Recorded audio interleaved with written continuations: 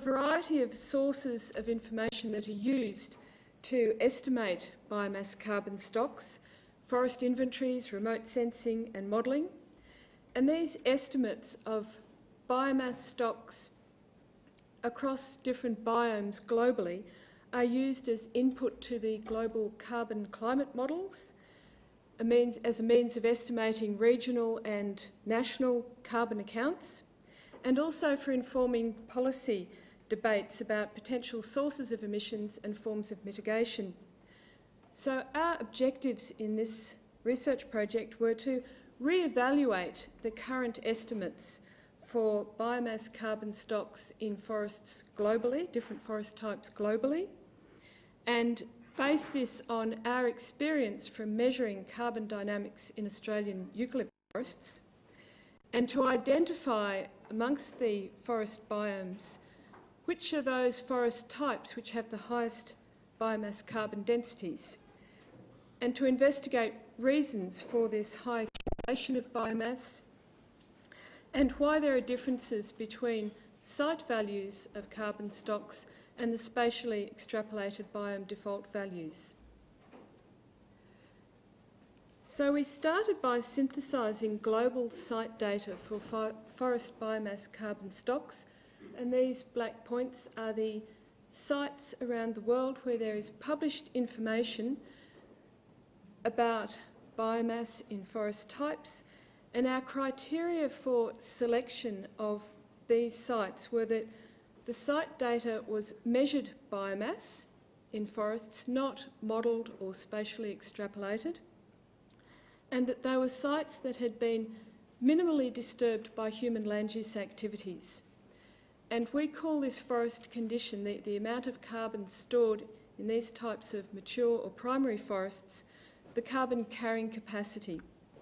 Now, to explain this concept of carbon carrying capacity, this curve is a hypothetical curve of biomass accumulation as forests age. Now, I've drawn it firstly as a smooth curve. We can also think of it as a rather wiggly line because it is in fact a dynamic equilibrium, and over the spans of years, numbers of years and a few decades, there will be variations in growth rates because of climate variability and natural disturbances, with increases or slowing down of growth. Now, the carbon carrying capacity in a primary or mature forest that has had minimal human land use activity is the maximum amount of carbon that can be stored in a forest type under the prevailing environmental conditions. Now, the current carbon stock is a term that we use for the measured amount of carbon in forests that have undergone a range of human land use activities. So it could be somewhere in this middle section of the curve. So they're forests that haven't reached their maximum age and carbon stock. The difference between this current carbon stock and the carbon carrying capacity we call the carbon sequestration potential, so that it's the amount of carbon that could be stored potentially at that site under the prevailing environmental conditions if the forests were allowed to continue growing. Now, the reason why we've defined these terms and the sites that we have used in our global synthesis are at carbon carrying capacity is because the current Kyoto Protocol rules are focused mainly on managed forests, and so the carbon accounting that has been done in many areas has been in this middle section, and they've measured current carbon stock and haven't distinguished between that and the carbon carrying capacity. And so that's why we have been focusing on that, because we believe that the maximum carbon storage in primary forests has a really important role in the global carbon cycle. So the carbon carrying capacity includes all the pools of carbon in the terrestrial cycle. So living biomass, both above and below ground. We've lost a photograph of roots. We had a beautiful photograph of roots to remind people that we're talking about below ground carbon pools as well, and the dead biomass and the soil. And the terrestrial carbon cycle involves the fluxes of carbon between these pools and the net exchange with the atmosphere. So from those sites that I showed on the global map, we've looked at the distribution of those sites with latitude, the amount of biomass, and how that spread of sites varies with latitude, either north or south. And there weren't any significant differences whether it was north or south in latitude. And we can see that the highest biomass carbon stock is in the temperate latitudes. Now, these points represent a site with published biomass information. Where there are the vertical line around the point, it means that there was a spread of plots, the range of values of plots at a particular location. And the middle line that goes very high under temperate is an area that David has measured in the Central Highlands of Victoria that has a very large, very wide range of biomass values. And we will be talking more about that later. This shows the same global set of site data, but in relation to the climatic domain, the mean annual temperature and mean annual precipitation. And again, we can see that the temperate forests in light green have the highest biomass carbon stocks. A great range of values across different sites, but definitely the highest values. Whereas the darker green, the boreal, and the yellow, the tropical, generally have lower values of biomass and not as much variability. So these very high biomass sites are those where mean annual temperature is reasonably cool, but a moderately high mean annual precipitation. So in taking averages of these values across forest biomes, and these are the biomes used by the IPCC, the Intergovernmental Panel on Climate Change, and I've selected the most relevant to compare: temperate moist forests, tropical wet forests, and boreal forests, to compare those with sites where we have data and have calculated the biomass in Australia. To note first that the Eucalyptus regnans forests in the Central Highlands of Victoria have much higher biomass carbon stocks, both above ground living biomass and total biomass, than any of the average values for the global forest biomes. And I'll explain more about those particular forests in the next section. And then if we look at the biome average values, temperate, tropical and boreal, on the far side I have average site data. So they're the points I showed originally on the global graph, averaged for each biome. The biome default column refers to the IPCC default values that are currently being used. And so what we are indicating here is that if you take the best available site data for some biomes, particularly the temperate forests, you do get very different values, much higher values of biomass carbon stock than the currently used default values. And that the temperate forests have much higher biomass than tropical forests. So we're suggesting that there should be a re-evaluation of these default values. Now, the site data is not spatial, it is just an average of individual sites. It does indicate that there's great variability amongst different forest types that are currently in the temperate biome classification. And this means that there may be good reason to separate out these different categories more.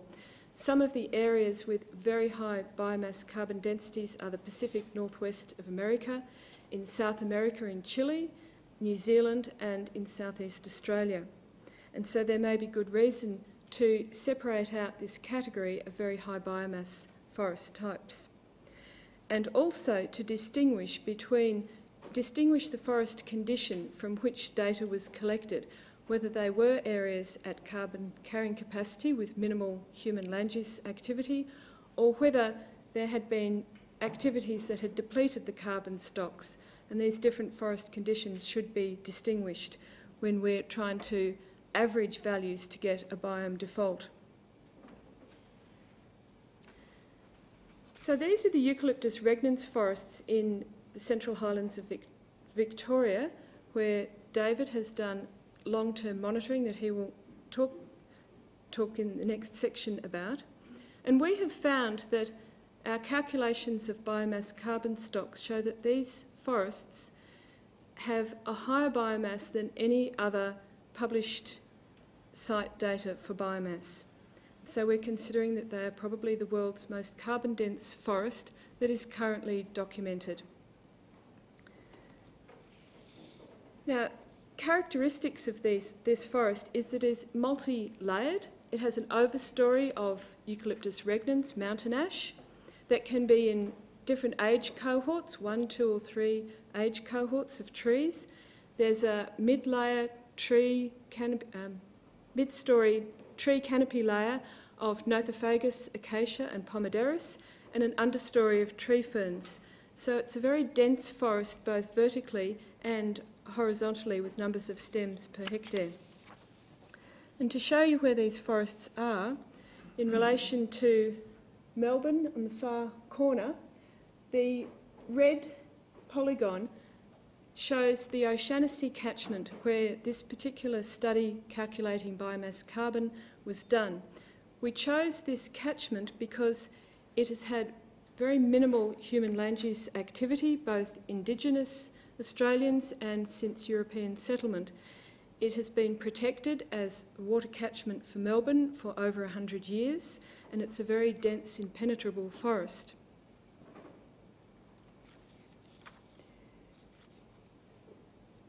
Now, this shows the locations of all the sites where David and his team have done their long-term monitoring. There are 53 sites, so it shows that it is a very well-monitored area, and our calculations of biomass show great variability across these sites, but also it's a robust sample to take an average of carbon stocks. So there are 53 sites in total in this catchment, and 13 of them have forest stands that are over 100 years old. So a quick overview of how the measurements were done. These 53 sites consist of a 3-hectare site where all the large trees over 100 centimetres diameter were measured, and within that 3 hectares there were 6 subplots of 0.01 hectare where every stem greater than 2 metres height and 5 centimetres diameter were measured, and all the smaller trees. So it was a very comprehensive sampling of trees. The biomass was calculated using an allometric equation that related the diameter and also used height to calculate stem volume.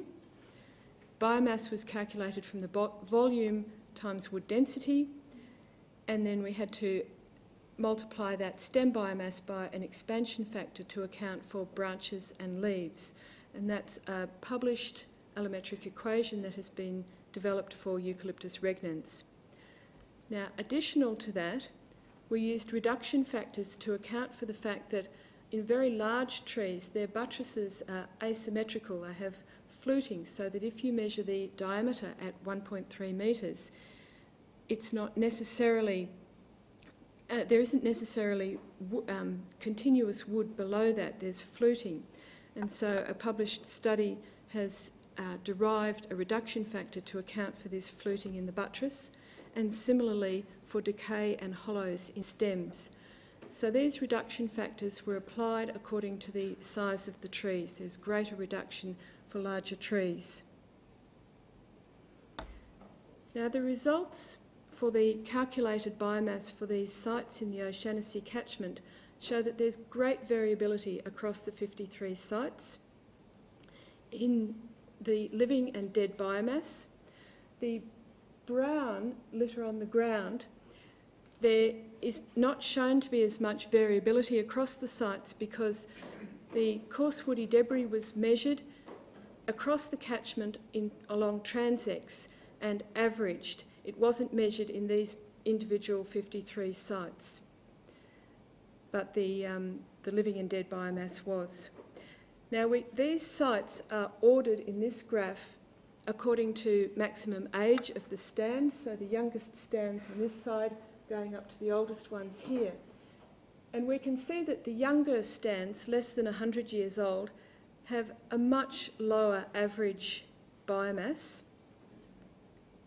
than the older stands. The older stands have, in many cases, 2 or 3 age cohorts of trees.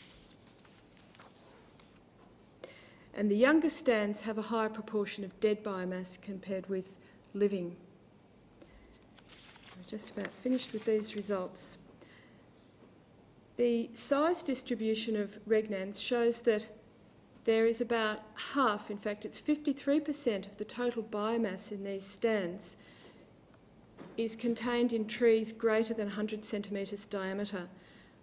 But these larger trees only comprise 1.4% of the number of trees. So if you have a forest structure with trees less than 100 centimetres diameter, then that would be about half the biomass that could potentially grow at that site.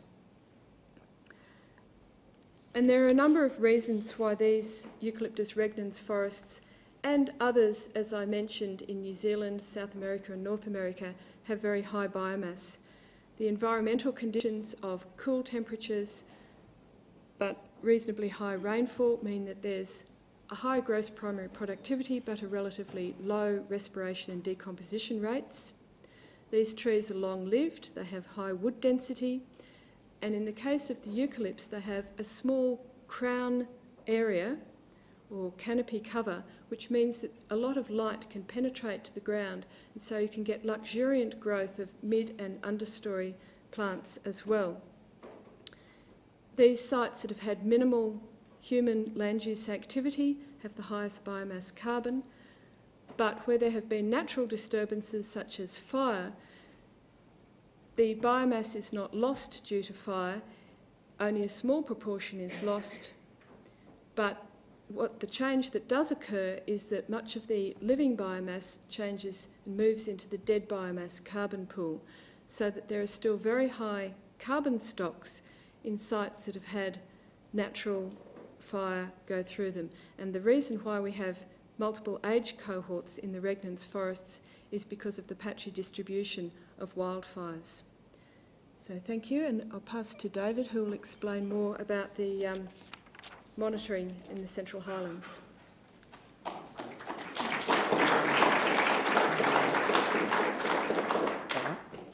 Just down key. Yep. Okay. Well, thanks, Heather. That gives a quite a neat segue into what will be a much shorter presentation, which really goes to the last 25 to 26 years of working in these forests, which essentially covers a whole range of kinds of research, and the work that Brendan and Heather have been leading is kind of a summary in some ways of another aspect of that work. So over that time, a lot of work on old growth features, on logging effects, rainforest dynamics, a whole list of things that you can see there, and others. I think it's really important to get a sense of what some of these old stands, these true old growth stands, are like.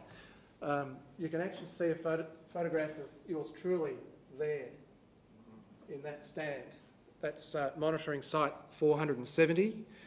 And I think it's really interesting also to get a sense of what this forest can sometimes look like by putting up a photograph of a cultural icon, which most people would recognise, and a natural icon, which most people are actually unaware of in an Australian context. Now that height for a tree there at 132 metres comes from a tree that had actually fallen in the Watts Creek catchment, which is close to the Oceania catchment, and it wasn't measured from the ground. It was actually measured along the length of the tree with an old-time tape, and that was measured in the 1800s and documented and booked by Beale in 2007. And there are other records of trees, not quite at that same height, but getting close to it. So that's quite a remarkable tree that occur in certain parts of landscapes in these kinds of environments.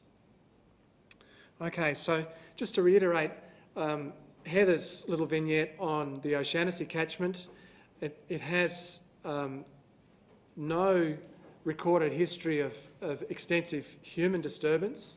There are a small number of roads through the catchment, but there's no history of extensive logging. A little bit of history of palings cuttings early in the settlement, white settlement in Victoria, but then the catchment was closed. And interestingly, there's almost no record of black or Aboriginal Australian disturbance in that catchment. And even in more recent times, in our work in that same catchment following the fires, which we'll talk about in a moment, there's very little archaeological record that we can find or other people can find of Aboriginal use of that area. And you can understand why these kinds of environments that you're looking at here are not particularly good places to go hunting. They're not particularly easy places to walk in. And if you want to catch possums or other things, you have to scale many tens of metres or more to catch animals. And it's not, there are places where you can make a living much more easily than in these kinds of forests. Okay, so the catchment itself is about 13,000 hectares, of which prior to the fires in February about 10,000 was old growth. And in this particular catchment we have 53 long-term sites, and those sites measure 3 hectares in size. All the large trees greater than a metre in diameter are measured on every 3 hectare site. And then there are 10 metre by 10 metre plots. 6 of those on each site gives us 318 plots. And on those 10 metre by 10 metre plots, every tree, shrub, tree, fern greater than 2 metres in height is measured, and every piece of vegetation greater than 5 centimetres in diameter is also measured. And I think it's really important to note for the greater region of the Central Highlands, which you can see here extending from Healesville across in the west towards Woods Point in the east, and then going north towards Eildon, and then south down to here at Neerim. This area has over 520 of these sites and over 6,000 of these plots. And the very important thing here is that these plots and these sites are not cherry-picked from the best areas. They actually represent the range of variation that you see in these environments. They go from steep, rocky areas and ridge tops to mid-slopes to gullies, right across the landscape. So we've had people accusing us of only cherry-picking the best sites in these areas, and that's not the case. And in fact, a very important part of our work in the last 25 years has to make sure that we capture the range of variation in conditions in these landscapes. That's absolutely critical for a whole range of kinds of statistical analyses that we've done in that time. And this is quite a process, and you can see I'm disguised as a much younger man in this image, but the amount of work that it takes to document the vegetation cover, the understory cover, the shrub layer, the overstory layer, and also the coarse woody debris component of the forest floor architecture, it's an enormous amount of work. The work in the Oceania catchment alone, those 53 sites, is the equivalent of about 4 to 6 months worth of solid work. Okay, now the other thing I think that's really important in the recent context of Victorian forest history is this relationship between forests and biodiversity and carbon and logging, traditional logging and then salvage logging. And fire is really quite a critical component of these forests, a really major ecosystem process in that it changes the structure of the forest, and as Heather was indicating, that it can move parts of the biomass from the living biomass pool to the dead one. And it's something that I think is greatly misunderstood in terms of how these forests work.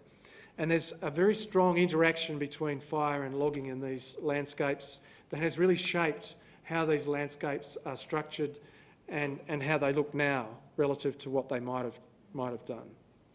And this actually underpins some other work that Brendan led and I was part of with a number of others, Malcolm Gill, Mike McCarthy, Jeanette Lindsay, looking at this idea of fire and climate, biodiversity, and how that might interact in a regional sense in this Central Highlands area.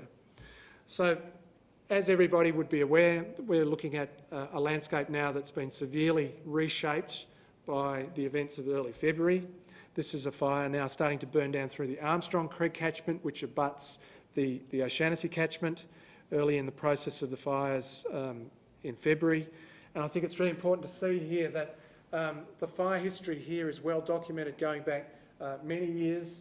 This is from Malcolm Gill in 1981, where he had actually plotted the fire history and the size of those fires through Victoria dating back to the 1920s. And you can see quite a major blip here, which was the 1939 fires. What this graph doesn't include are fires in 1983, in 2003, 2004, and of course 2009. So the thing that's really important to recognise here is that not all fires are the same, not all parts of the landscape are the same, and the way that fire and landscape interacts is very important. We find from extensive work that was published in the book put up previously, is that there's a variability in fire intensity. We tend to see lower intensity fires on plateaus, on south-facing slopes with lower levels of incoming radiation. And that can lead to a partial killing of the stand rather than a complete stand replacement event. So there's a range of types of disturbance regimes, not just a complete stand kill, that lots of people perceive to be the only disturbance pathway in these forests. And what we actually find from stand reconstruction work is that about 30% of mountain ash forest was probably multi-aged prior to the 1939 fire. And these multi-age forests, which have trees, living trees from different cohorts, tend to be very important for wildlife. We know from our work on birds in the last 4 to 5 years that these multi-age forests are the ones where we find the highest bird diversity, and they're also the places we find the highest diversity of arboreal marsupials. Now, this notion of multi-ageness in these forests is very important also for carbon and carbon storage, as Heather pointed out before. And we'll get to that in a moment in terms of what's happening. So after the fires on February the 7th, I thought I'd put this photograph of the edge of the Marysville oval up here with a yellowtail black cockatoo flying through. These are 70-metre tall ribbon gums, and you can see the flame heights on top of what was happening here. So this is obviously a non-trivial fire event. Marysville is the place from where we worked on a regular basis for the last 26 years. So this process has been very close to my own psyche. Out of our 161 long-term sites where we measure the vegetation and the fauna, 64 of those have been burnt, and roughly half of those have been burnt in a very severe uniform versus patchy sense, and about half of those again have been burnt in a low severity fire. Again, illustrating this variation of disturbance regimes. So we actually have 26 years of pre-fire data in this case for these different things: possums, gliders, vegetation, carbon, these hollow trees and birds. So we have a before and after and a control, which is the unburned side of what's happening here. So in many ways, a grand natural experiment. So here again is site 470, and again, a picture of yours truly there in that site. And following the fire, you can see what that same stand looks like. And as Heather was indicating, a large amount of carbon is still there. And that's a really important aspect to this whole story. The forest hasn't been vaporised. Essentially what's happened is that you've moved the biomass from one pool, the living pool, to the dead pool. Although, you can see green starting, and this is only within 6 weeks of this fire event, and so there's quite an amazing amount of regeneration taking place on this site, some of it unexpected, and we'll get to that story in a second as well. So already we're seeing surprises. So this is a mountain ash that is killed by fire, maybe. And we're actually seeing a very large number of these large old mountain ash trees starting to throw out epicormic sprouts, which is actually not supposed to happen. And so one of our monitoring tasks over the next 10, 15, 20, 25 years will be to see what happens to these big trees and see whether or not this idea that mountain ash is always killed by fire actually holds. I suspect it may not, but it's important to document that. The other thing is we're starting to see in this long, slow process of recovery huge numbers of seedlings of all kinds of things coming up. The rainforest is actually resprouting, which is also highly unexpected. And in our 1 metre by 1 metre plots, which I haven't talked about before, we see up to 1,600 seedlings germinating in that 1 metre by 1 metre area.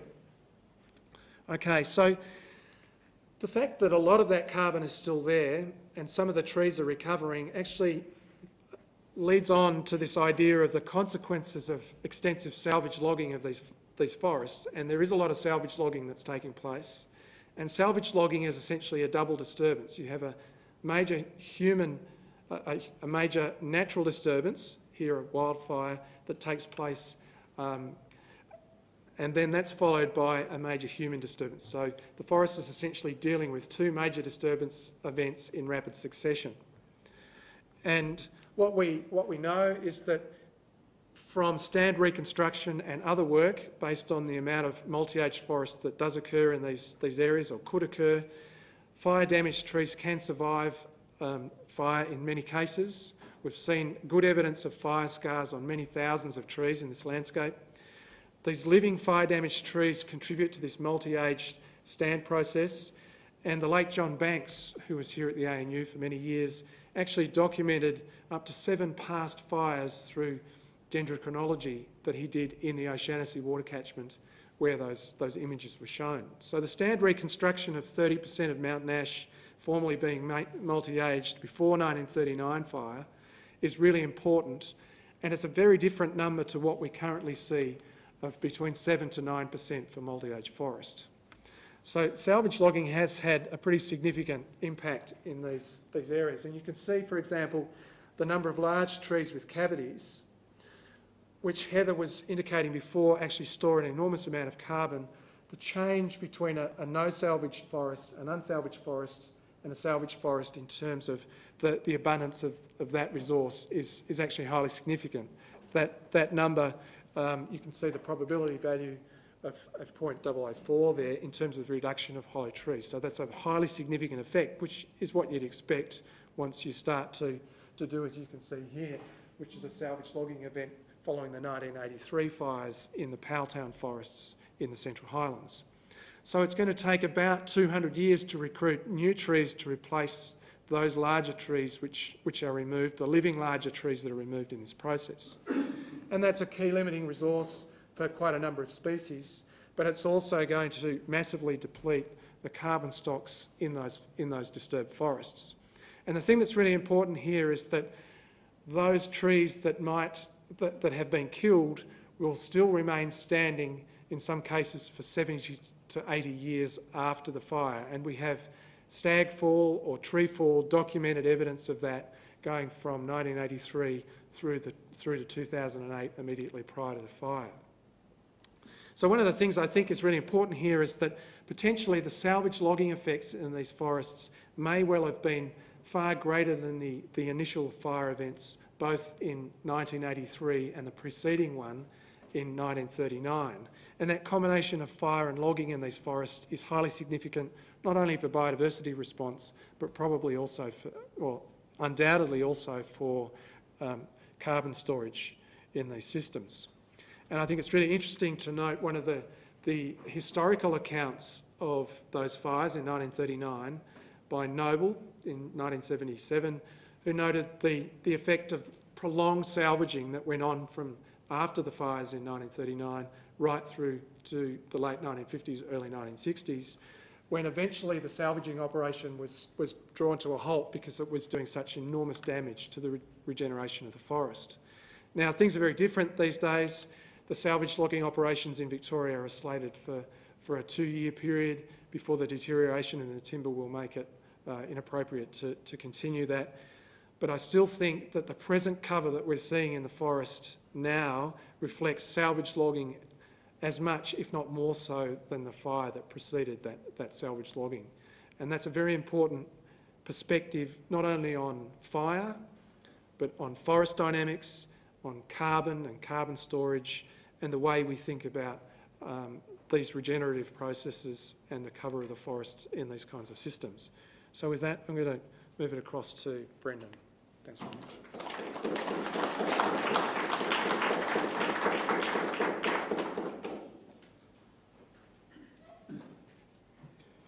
What I want to do in my 15 minutes is just take all that information you've heard from Heather and David and scale up, if you like, and think about what that means in terms of the role of forests in the global carbon cycle and what we need to do to address the climate change problem. And then if I have time, I also want to say something about some of the policy implications of that understanding and that science in terms of the Copenhagen Agreement and other measures that our government's looking at taking. But I may have to wait for question time because we have a good chair here. The first point I want to make is, as the slide says, we really have to understand that the climate change problem is not the main problem here. Climate change problem is really a symptom of a deeper malaise, which is a fundamental lack of sustainability in how humans are living on the planet. And this is a graph, it's an ecological footprint analysis. It shows that in 2010, which is about now, we're using the equivalent of 1.3 planets to provide the resources we use and to absorb our waste. And so we're really at the crossroads. We can fundamentally change what we do and reduce our impact by about 30–40% and become sustainable, or we can continue on the path and, you know, in another 30–40 years we'll be up to 2 planets. So if we are to achieve that sustainability and to have an economy that has a global carbon footprint that does not cause dangerous climate change, you know, no economic sector is immune from that problem. No economic sector is immune from the demand that will be placed on us to radically transform our patterns of production and consumption to achieve deep cuts in emissions of greenhouse gases. So it doesn't matter who you are, whether you're in the energy production sector or the transportation sector or your heating and cooling buildings or agriculture or all the other sources of emissions, everyone faces the same extraordinary need to change what they do to bring about these deep cuts in emissions. So the forestry sector, you know, is no different. It's not being singled out for any special treatment here. It's like every other sector. But also, it's a sector that has a global or a carbon footprint of global magnitude. And I've just got 2 maps there that illustrate this.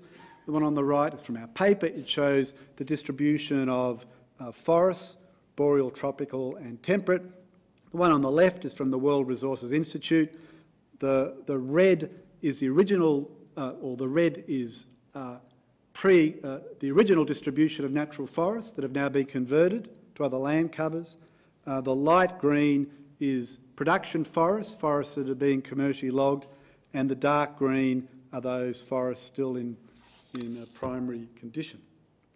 So here we have a sector that's causing that has a very large global ecological footprint. However, the forest sector is complicated because its impact, its carbon impact, is so intertwined with other human land use activities, in particular food production. There's a lot of words there. Just read the top line. The climate change treaty negotiations that are going on at the moment, I argue, as does the IPCC, and I'm only just paraphrasing the IPCC here, it really has to conform to the scientific prescriptions if we are to avoid perverse outcomes and solve the problem. You know, we need policies and measures, and that's the jargon that's used, the negotiation jargon, that actually solves the problem faster than we're making it. Okay, I mean, it's obvious, but that's what we need in terms of policy. So we need emission reduction targets and timetables that are framed by scientific understanding of Earth's climate system, especially the global carbon cycle. This is the what by when of mitigation. Achieving this mitigation schedule obviously requires that negotiators take into account ethical, economic, social and political factors and realities. That's the how of mitigation. But we've kind of reversed the order of the negotiating schedule. We're preoccupied with the how of mitigation, and our reduction targets and timetables are actually being framed by short-term economical and political consideration, rather than being framed by the the science as the IPCC is laid out. And my proposition to you is that so long as policies and measures are framed by political and economic factors rather than scientific understanding, they will result in what are called perverse outcomes, i.e. the climate change problem will get worse, not better. So let me give you a brief overview of the global carbon cycle. And this is a view of it that is not well understood, even by those people working in the field of climate change science and policy. And even though it's a very simplified diagram, it's still very complex. But basically, these are the main stocks and fluxes as represented by global circulation models such as the Bern global carbon circulation model, which is embedded within the 19 or so global climate change models that the IPCC draws upon. Okay. We're all aware that we're burning fossil fuel and emitting pulses of carbon dioxide into the atmosphere. And I think we're also aware that we're converting forests and other natural ecosystems and depleting the carbon stocks in the remaining forests, which is also causing pulses of CO2 in the atmosphere. But what happens to a pulse of CO2 when it's in the atmosphere? Well, it actually goes on a long journey. Some of it is taken up for a significant period of time by terrestrial ecosystems, in particular forests. Some is taken up by shallow ocean mixing and some is taken up by deep ocean mixing. But ultimately, it works its way to the bottom of the ocean through two processes. One, some of the atmospheric CO2 that dissolves into the ocean is taken up by phytoplankton, enters the marine food chain, and when that organic matter dies, some of that dead organic matter is deposited on the sea floor. Secondly, the dissolved inorganic carbon in the ocean's water interacts with rock. There's a lot of rock in the ocean, and there's chemical and physical weathering, and the products of that weathering also enters the sediment. So there's a sedimentation process that's a combination of deposition and weathering. So ultimately, a pulse of CO2 in the atmosphere eventually works its way through three subcycles and ends up at the bottom of the ocean. And when it's at the bottom of the ocean, it's no longer interacting with the atmosphere, and hence it's no longer affecting the climate system and causing warming. And you'll note the number on the bottom. There's about 780 gigaton of carbon in the atmosphere. A giga is a billion. There's about 2,500 tonnes stored in what's left of the world's terrestrial ecosystems. We've cleared about half of them. There's somewhere between 5 to 10 gigaton in the fossil fuel stores. At the bottom of the ocean, there's 38,000 gigaton of carbon. And that's because these sedimentation processes have been going on for billions of years.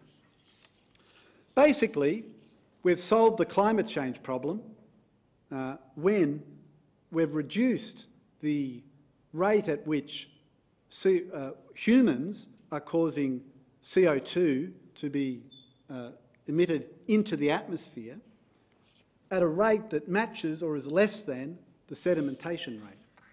Okay? So at the moment we're causing, we've put the atmosphere, if you like, into a disequilibrium. CO2 is entering the stock of atmospheric 2 is increasing faster than the rate at which the airborne fraction of that pulse of CO2 is being removed and deposited at the bottom of the ocean. So we've got two problems. We've perturbed the global carbon cycle in two ways. We've dug up this stuff here, which was previously not really going anywhere, and we've taken what was a really effective buffer in the global carbon cycle. The terrestrial stock of carbon was provides a really critical buffering capacity. You know, if the carbon's not there, where is it? Well, it's in the atmosphere, and the more that's in the atmosphere, the more quickly the buffering capacity of the oceans is reached, and the oceans start discharging more carbon than they're absorbing, and we end up with a runaway greenhouse effect in the atmosphere. So to solve the climate change problem, both those red arrows have to be reduced to a rate, right, that's no bigger than that red arrow on the bottom. And there's another implication of the global carbon cycle that we also need to understand. This curve shows the lifetime in the atmosphere of the airborne fraction of a pulse of fossil fuel CO2. And the blue curve shows what's called the pulse decay function, which captures the overall carbon dynamics of the burn global carbon circulation model. So all the dynamics that were graphically represented in the previous diagram are captured in this graph.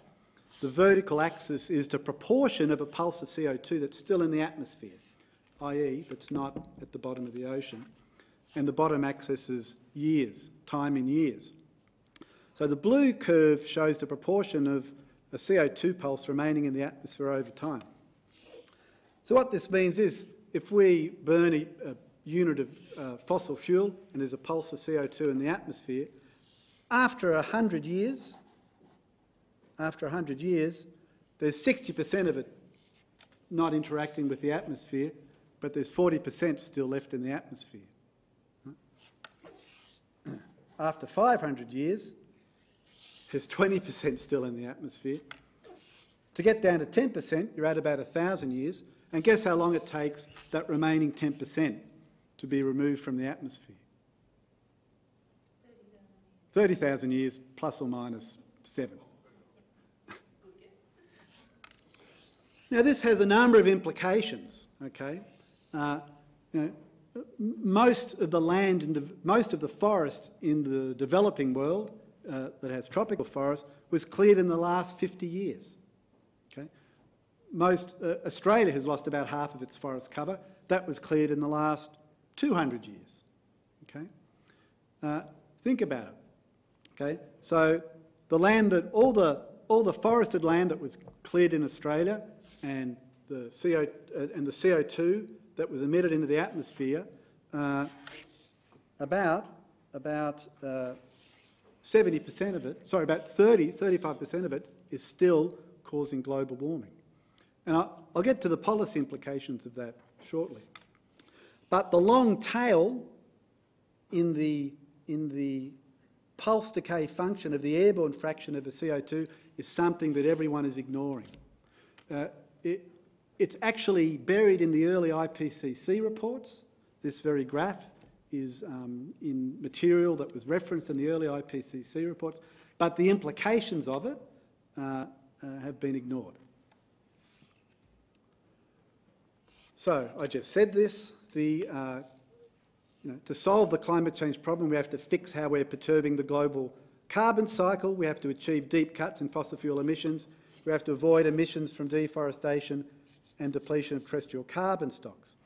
These are two related but actually distinct problems, and we actually need, I argue, two different sets of policies and measures. And we need policies and measures that do not cause perverse outcomes and that fix the problem faster than that we're causing it to happen. This is actually what the negotiations need to be focusing on.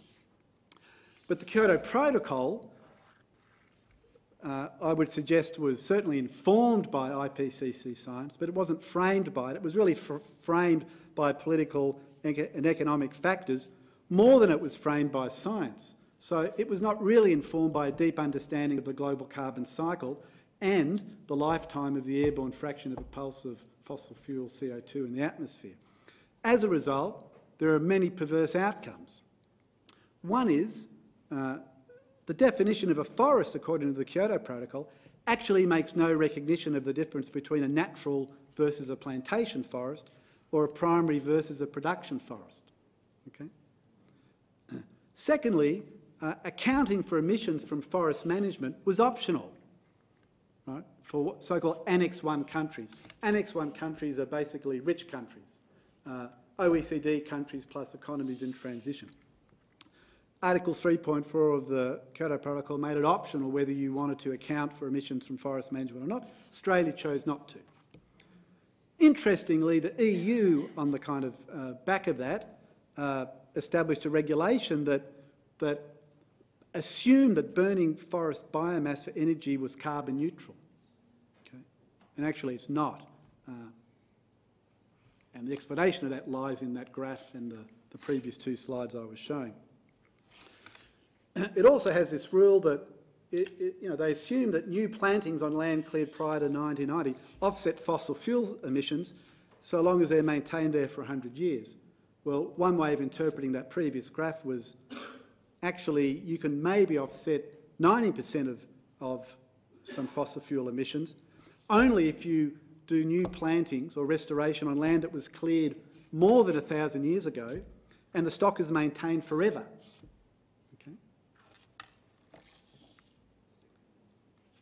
Okay. Well, my time is up. We have two challenges ahead of us, I think. One is our government is currently involved in negotiations that will lead to a new climate change agreement. It'll be called the Copenhagen Agreement. It will either complement the Kyoto Protocol or replace it. It's not clear which. Secondly, our government is going to continue to try this year to introduce a carbon pollution reduction scheme. That's a Nichols cartoon which says, and that's our Prime Minister saying, and that's how emission trading works. Any questions? Was that the Mandarin version? It's really complicated. The science is really complicated, but the policies and measures have to actually give effect and be guided and be framed by what the science is saying. So my point that I will end on is that we really need a deep understanding of the global carbon cycle, the role of natural forests and other carbon-dense terrestrial ecosystems in the global carbon cycle, and how humans are interacting and perturbing with those systems. And that needs to be framing the policies and measures that are agreed to globally at Copenhagen and nationally through CPRS and other national level mechanisms. Thank you.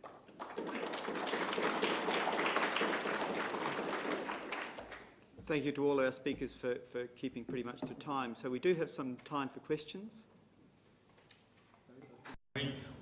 What should be going on in Australia across our landscape to get back the carbon in the soil and the biomass? Well, we need policies and measures. I use this term policies and measures because that's the legal term in the climate change treaty, policies and measures. We need policies and measures that will give people incentive to protect and restore the carbon in natural ecosystems, both very carbon-dense ecosystems, natural forests, but also natural ecosystems, more extensively. So, what we're looking at, facing, is a new set of rules and regulations and policies and measures that will value some carbon stocks and not others. Okay, so carbon that's in plantations will be valued, and carbon that's in natural forests won't be. The short answer is we need to recognise the mitigation value of the carbon that's in all natural ecosystems, and work out ways of giving people incentives to protect and restore it. Now, one of the implications of what I was saying, currently the thinking is the way to do that is by allowing people to offset some of their fossil fuel emissions, okay, through either new plantings, and some people have suggested extending that to avoiding emissions by protecting and even restoring existing carbon stocks. Well, there are a lot of problems with that, but there are other ways of looking at valuing the contribution that they make. For example, if we accept that terrestrial ecosystems play this important buffering role, then we can value that as an environmental service, and you can have payments for ecosystem services. But basically, in the absence of policies and measures that will give people financial incentives that will reward them for protecting and restoring stocks, and in the absence of that, and in the presence of only certain kinds of carbon stocks being rewarded, we're going to get ongoing perverse outcomes. Just chip in there. I think there's such an enormous potential for landscape restoration across, for example, our temperate grassy areas and elsewhere. That some of these systems are 95 to 99% clear. And I think there's a massive opportunity to look at those systems to start to put them back, but put them back in a biodiverse way rather than an industrial way, which could have other perverse outcomes. Biodiversity, we call it, if it's not done the right way. Unfortunately, one of the most important measures to help guide the science of that, Land and Water Australia, will be wound up in the next couple of days in a breathtaking decision. Question here and then in terms of treaty negotiations conforming to scientific prescriptions, my understanding there's two things being negotiated. There's how land use change and forestry are accounted for by industrialised countries in the further commitments under the Kyoto Protocol, and the other thing being negotiated is a so-called RED mechanism for reducing emissions of deforestation and degradation in developing countries. Do you see this process conforming to scientific prescriptions at the moment? No. I think most... if you look at, well, the government, governments are doing what they are legally required to do, which is to protect their national interests, and they also have legal obligations under the UNFCCC, because they've accepted that preventing dangerous climate change is a universal responsibility. So, governments are got these competing demands on their negotiating positions. On one hand, their national constitutional requirement to protect and promote immediate national good, and the other is the international treaty, which identifies preventing dangerous climate change as a common concern.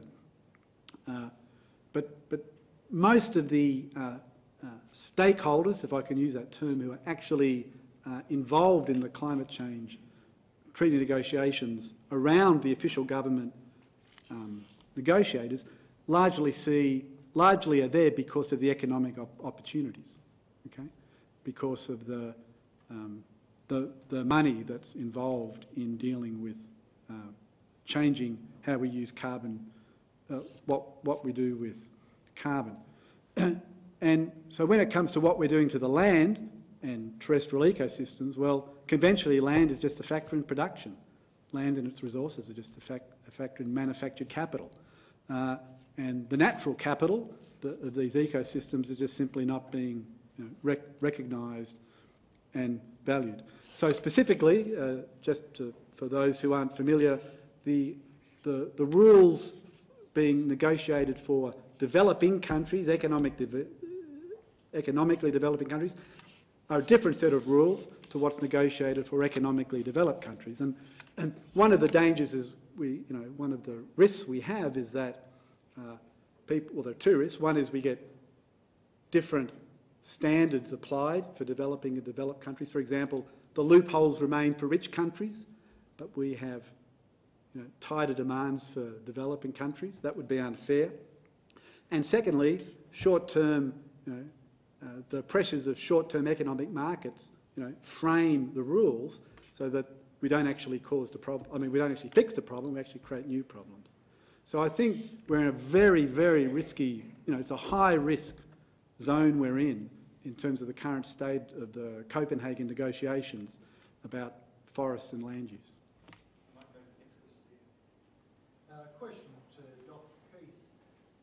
In the figures you had for dead carbon and live carbon, do you distinguish between, in the trees, between heartwood and sapwood?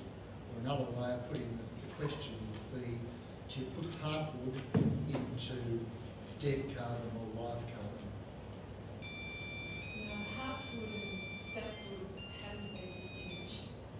So heartwood in a living tree was counted in the living lines. Question here? Can I ask about your decay curve following a pulse? Does that reflect the current state of the dynamics? Or, to put the question another way, if we were in a situation where the concentration of carbon dioxide in the atmosphere was not increasing, would that curve be different? Yeah, that's how the system is. Well, I think it's how the system was in 1990. So it's not how the system was 200 years ago, and it's not how it will be in 100 years. So what would the curve look like pre-industrial, pre-human intervention? Well, pre-human intervention, the atmosphere is more or less in dynamic equilibrium. So the rate at which the emissions you had were natural. Yes. They were, volcanic, yep. And volcanic eruptions and mid-ocean ridge. Suppose we're in equilibrium. And the terrestrial buffer was able to get denser, either by covering more, forests could expand, or forests would get more dense, depending on conditions. So the terrestrial buffer has actually been pretty flexible over time. And if you go back 53 million years, there was tropical... I'm trying to understand that curve. Yeah. What would that curve look like in such an equilibrium condition? Well, that... it's just... I'm not sure how to answer it. I mean, that's how long the system as it is. What that curve would look like 200 years ago. We'd have to. I mean, I've got a colleague visiting next month from Tyndall Centre. We'll follow up later.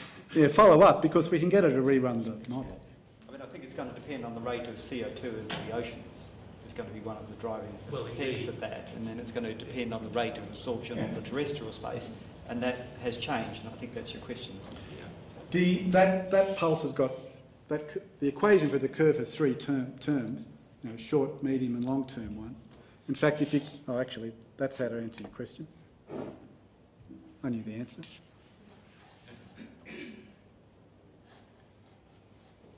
You just can't see it on the graph. It's the yellow line and the blue line. Yeah, there's three lines. So if you see the key here, there's... You can't see it. There's actually... Oh, you can see a bit of it. You can just see it. That's kind of the... There's a short, medium and long-term curve that kind of capture the dynamics of the subsystems. So if you change the values of one of the subsystems, it'll change one of those curves. The blue curve is the composite of three curves. So we'd have to go in and change it. As to what it would look like, I'd have to think. Another question? Just to jump back to the slide you just had up, I'm just wondering if you'd like to comment on what you think the means could look like if you were to use the below ground carbon as well? You know, the slide you just had up with the means and the standard deviation on a couple of them. Do you mean the soil carbon? Yes. Yeah. So you put the graph up that has above ground carbon. I was wondering if you would like to comment on what that could look like for the 3 forest sites. That one? If you were to include below. That one, you mean? No. You want the other one? Yeah. If you were to include The below graph ground. with latitude. Yeah. Yeah. Yeah, one you literally just had up. Yeah. So do you mean the root biomass carbon or soil as well? Both. Both. For the root biomass, I don't think it would be very different. The differences between biomes, I don't think it would be very different. I mean, there are certainly differences between forest types as to the proportion of carbon below ground in roots. I mean, it can vary from about 10 to 50%. But it is far more to do with soil depth and soil properties than climate and latitude. Soil carbon is different in that there is a much higher proportion of soil carbon in boreal systems and a much lower proportion in tropical systems as a general rule. There are tropical peat forests which would have very high amounts of soil carbon. So it would shift somewhat if you include soil. And I haven't done that analysis. There is far less information about soil carbon. I think the main difference would be that the boreal biome would be higher. Maybe one last question. Yeah. This issue about us not accounting for carbon through forest management. I mean, the information you presented tonight certainly suggests that if we change our management, we stop doing salvage logging, we stop harvesting some of these forests, that'll make significant difference to the carbon store. I was wondering where you're up to with modelling the temporal variation at a landscape scale of these forests under the different forest management regimes, so we can answer that question of when it might be worthwhile switching from the current management regime. To do that, you need a simulation model, and we have a couple of colleagues who we collaborate with who do simulation modelling of carbon dynamics, and one in particular, Christine, who's now over at at Curtin University. We've published a number of papers where we've actually done landscape-wide simulations. But we stopped doing that. We stopped working with Chris, and because we realised from doing that work that the site-based observations we needed to calibrate the models so that they were reliable, we just didn't have access to.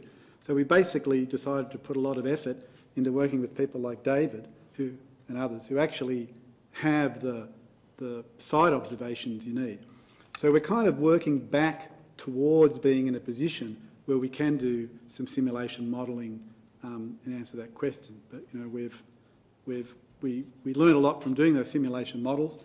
We started doing them when there was the CRC for greenhouse accounting, but the big lesson we learnt was there's no substitute for real-world observations, and there's a bit more work to do on that because there's another 285 sites of yours to analyse, I think, Dave. 500. Okay. Well, maybe on that note, with some more work to do, we'll wind it up here. Thank you very much for being a responsive audience. I mentioned at the beginning that I think CO2 is going to be the question of the century. I think there were some notes of hope in this talk here. I think the 3 people have clearly indicated that it is really very, very important that we do the science and do the science right. And I've certainly enjoyed this talk, and will you join with me in thanking our 3 speakers? Thank you.